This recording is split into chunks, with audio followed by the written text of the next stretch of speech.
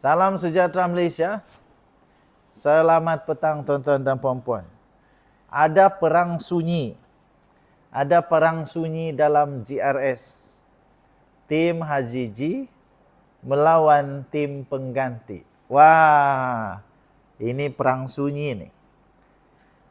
Perang yang tidak orang perasan, tidak orang tahu, yang hanya berlaku di dalam.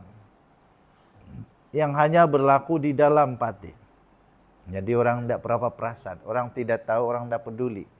Tapi sebenarnya kemungkinan sedang berlaku dengan cukup luar biasa, beratnya luar biasa di dalam parti.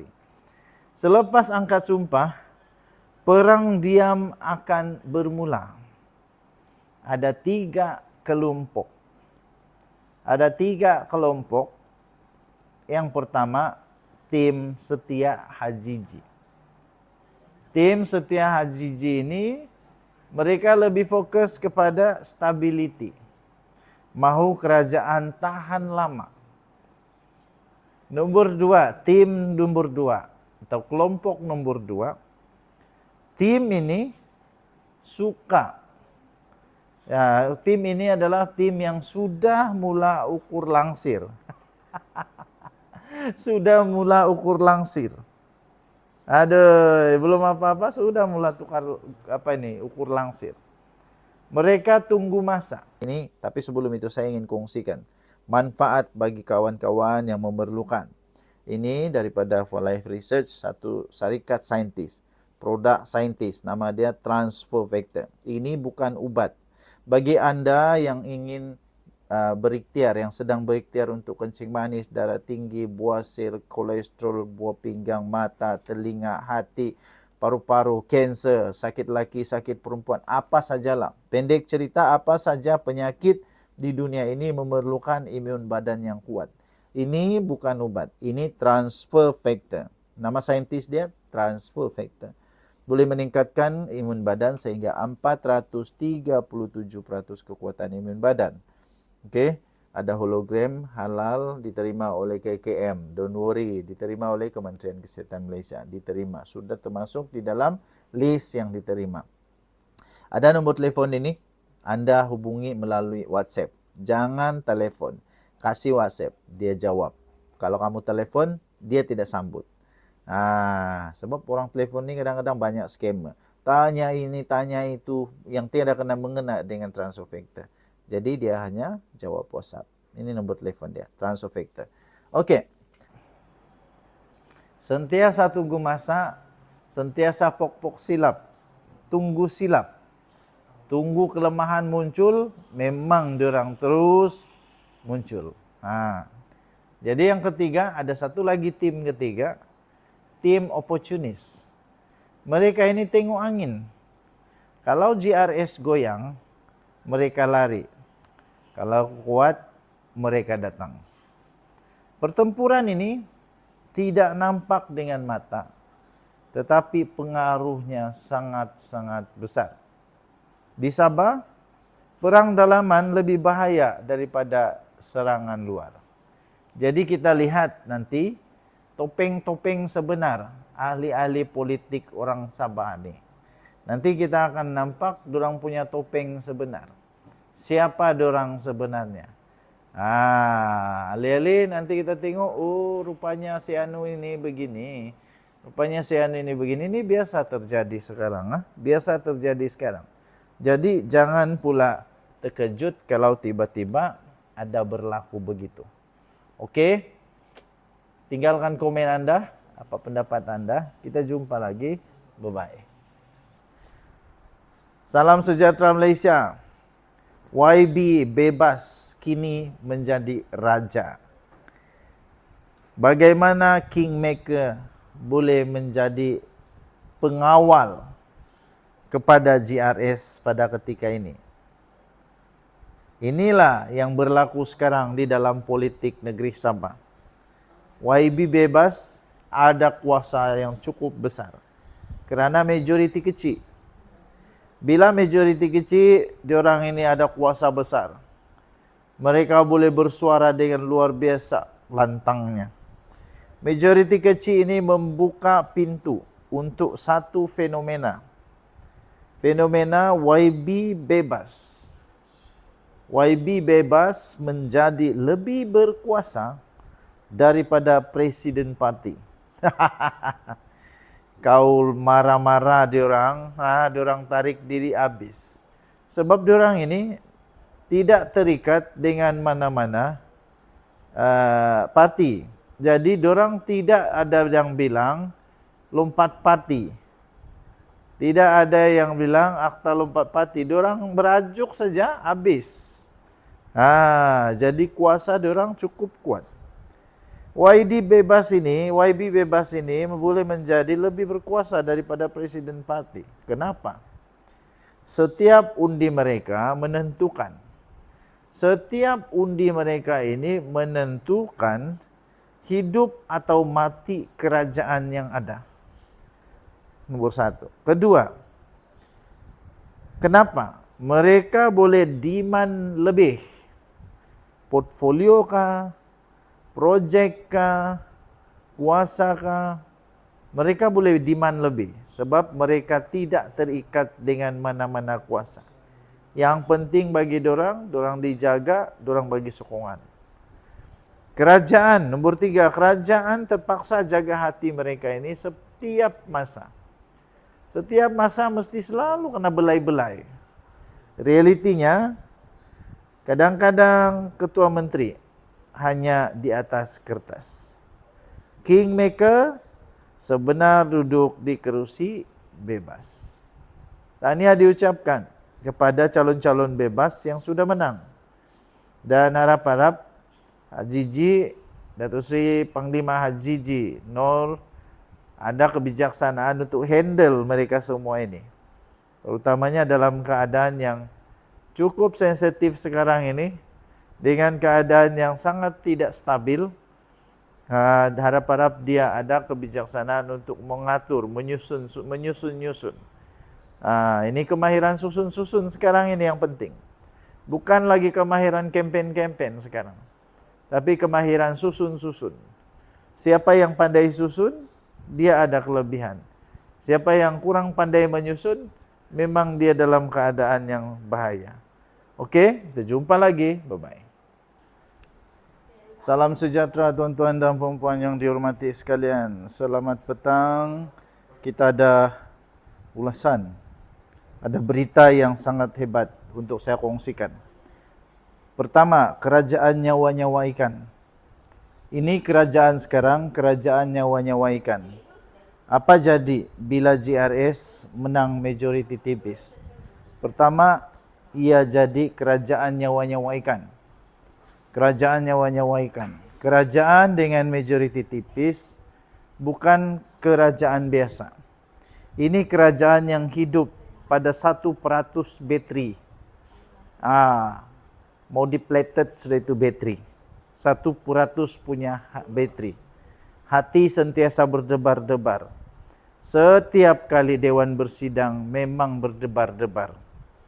Apa risiko dia tuan-tuan dan puan-puan? Nomor 1, ini risiko dia. Kehadiran YB jadi nyawa kerajaan. 1 tidak datang, kedudukan goyang. 1 lambat, suasana mesti cemas. Jadi di Dewan Undangan Negeri itu memang semua akan jadi sungguh cemas kalau kehadiran YB jadi taruhan. Lepas itu pengundian bajet pula menjadi drama. Setiap rang undang-undang boleh jadi krisis. Setiap pengundian itu boleh jadi krisis. YB merajuk sama dengan kerajaan terancam. Jadi Haji Ji bakal seolah-olah kena peganglah dia punya segala-gala. Orang bilang apa kena pegang biji? Indahlah, bukan begitu. Tapi dia kena jaga semua. YB luar biasa baik dia. Sebab kalau YB merajuk, kerajaan terancam. Kalau yang bergabung sama dia merajuk saja, habislah dia. Pening kepala dia terus. Politik Sabah sangat sensitif. Kalau seorang sentap, memang kerajaan boleh rebah. Nah, kesimpulannya tuan-tuan dan puan-puan, JRS ini sekarang macam dalam model survival mode. Macam dalam model survival mode. Dia hanya perlu untuk survive. Sini air dia. Begitu. Mau cakap susah, indak cakap susah, begitulah dia punya mode. Mau marah susah, indak marah pun susah. Kau mau tegur susah, indak tegur pun susah. Mau kena jaga hati saja. Jadi itulah yang sedang dihadapi oleh kerajaan sekarang ini. Kena jalan hati-hati. Tidak boleh salah langkah langsung. Itulah keadaannya, tuan-tuan dan puan-puan yang dihormati sekalian. Kesian tidak kesian, Anda sendirilah yang membuat penilaian. Apapun, kita hormati keputusan yang rakyat sudah buat. Kita hormati ketua menteri kita hormati semua proses yang sudah berjalan. Cuma saja kita doakan semoga kerajaan ini dapat berfungsi dengan baik. Tinggalkan komen Anda. Bye-bye. Selamat tengah hari tuan-tuan dan puan-puan yang dihormati sekalian. Warisan dan Barisan Nasional bergabung untuk tumbangkan Hajiji. Warisan dan Barisan Nasional bergabung untuk tumbangkan Hajiji. Kemudian semua calon bebas yang sudah kena kautim, kena lock oleh Hajiji, tarik diri daripada Hajiji dan mengumum sokongan kepada warisan dan juga kepada barisan. Kemudian begitu juga dengan parti kecil seperti HAPKO pun bergabung dengan warisan dan barisan. Cukup sudah nombor untuk tumpaskan Hajiji. Inilah situasi senario. Itulah senario yang saya sebut tadi yang boleh menyebabkan Hajiji tumbang. Tumpas, dicantas, dan dia akan jadi Ketua Menteri Sabah paling pendek dalam sejarah. Tetapi keadaan tadi itu adalah keadaan yang agak sukar tetapi tidak mustahil. Agak sukar tetapi tidak mustahil. Semua itu boleh berlaku. Kerana dalam politik di Malaysia segala-galanya mungkin. Tidak ada yang mustahil. Segala-galanya mungkin bagi politik di Malaysia.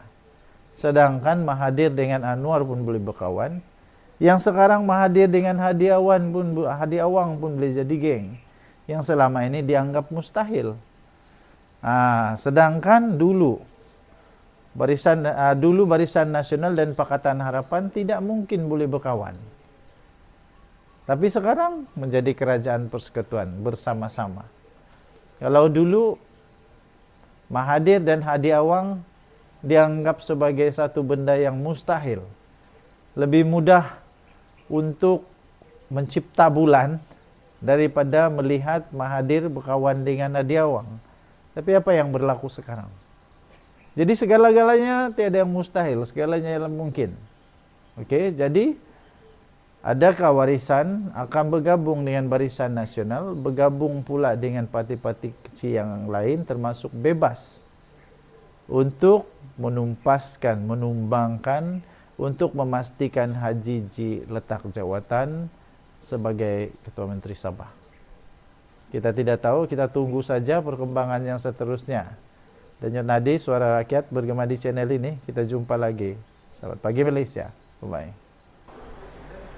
Salam sejahtera tuan-tuan dan puan-puan yang dihormati sekalian. Mengejutkan semua pihak apabila dikatakan Hajiji punya Ketua Menteri yang dia angkat sumpah pukul 3 pagi semalam itu dibatalkan dan tidak sah. Dibatalkan dan tidak sah. Semua orang terkejut, semua orang wah, sibuk terus seluruh dunia. Sibuklah orang lari sana sini, sibuklah orang tanya itu ini, sibuklah orang siasat betul atau tidak. Semua orang tanya, kenapa dibatalkan dan tidak sah? Apa punca itu boleh dibatalkan dan tidak sah? Betulkah dia boleh jadi dibatalkan dan tidak sah? Okey, jawapannya mudah ya tuan-tuan dan puan-puan yang dihormati sekalian. Angkat sumpah Hajiji sebagai Ketua Menteri Sabah yang ke-17 adalah sah dan tidak terbatal. Sah, pukul berapapun dia angkat sumpah tetap sah, tetap betul, tetap diterima. Yang penting semua dia punya dokumentasi betul, ada saksi, prosedur, dia punya cara, undang-undang ada hadir itu hakim Mahkamah Tinggi, secara perundangan semua ada cukup lengkap, semua sah. Okey, semua sah. Okey, walaupun banyak persoalan, tapi semua sah. Okey, jadi bagi anda yang masih lagi tertanya-tanya adakah sah atau tidak, sekarang Hajiji sah. Cuma saja yang menjadi persoalan ialah kenapa sampai jam apa itu? Kenapa sampai jam 3 dia angkat sumpah? Besoknya boleh bah, hari ini boleh. Supaya rakyat semua boleh tengok di TV. Kenapa mau pukul 3 pagi? Itu saja persoalan dia. Okey, jadi apa-apa pun saya ucapkan tahniah kepada Hajiji, kepada tim Hajiji yang berjaya menang walaupun bukan walaupun bukan secara majoriti mudah, tapi menang. Okey, tahniah diucapkanlah kepada Hajiji. Okey, tinggalkan komen anda. Apa pendapat anda? Adakah anda masih pening kepala? Adakah anda masih lagi menjadi tanda tanya Hajiji punya Ketua Menteri sah atau tidak? Tinggalkan komen. Bye-bye.